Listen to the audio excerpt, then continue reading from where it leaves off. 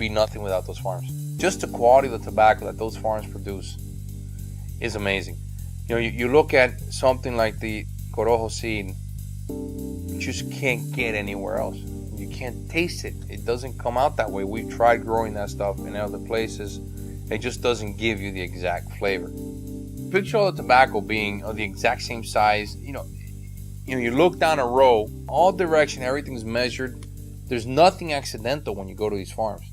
And it's just really it's a testament to my father's dedication to his farms and how much he just loves being in the business.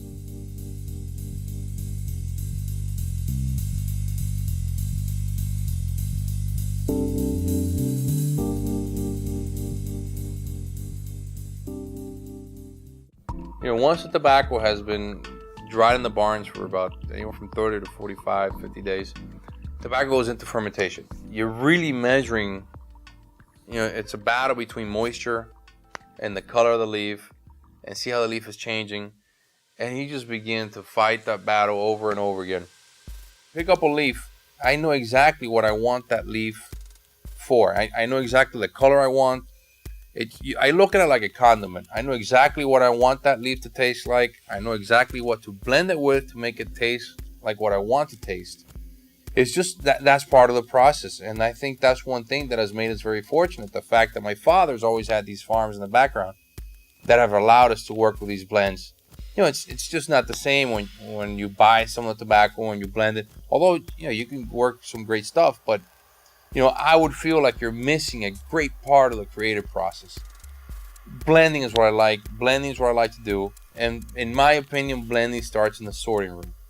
Okay, you look at the tobacco in the barns. It's beautiful when it's hanging, just the leaves, the color, everything.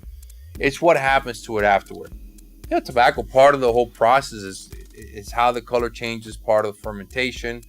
Too much water, too little water, did you stain the wrapper? Did you lose the wrapper? Is it binder? Is it filler? All these little steps are what make a cigar what it is. But it doesn't start in the bale. It started all the way back in the seed. And it started as the process goes through. And it depends on the people in between who are involved in making this tobacco into a cigar. And that's it. That's the magic behind making cigars. We're really wanting something different. Every time we're working down there in the blend, I'm always fighting myself to make the cigar taste like something we don't have. And it's always hard, of course. You have the Corojo seed is the chassis for a lot of our blends. So it's tough for people not to identify that very distinctive taste that we have. But that's also what our challenge is.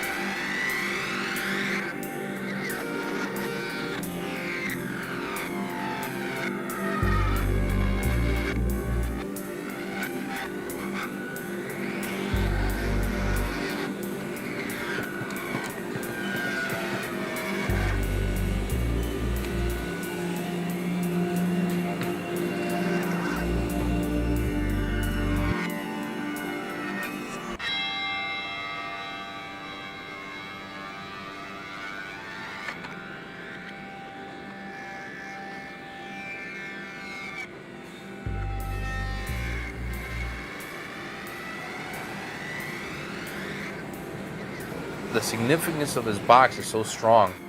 I remember my father one time was working on a project called Valencia.